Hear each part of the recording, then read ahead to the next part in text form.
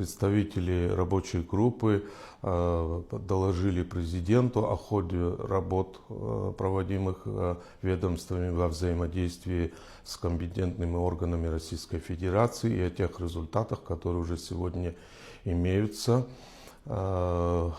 Президент выслушал и дал определенные поручения для того, чтобы продолжить работу в этом направлении. Работа очень сложная, решение данной проблемы непростое, требует времени, быстрого решения никто не обещает, так как нарушено законодательство иного государства.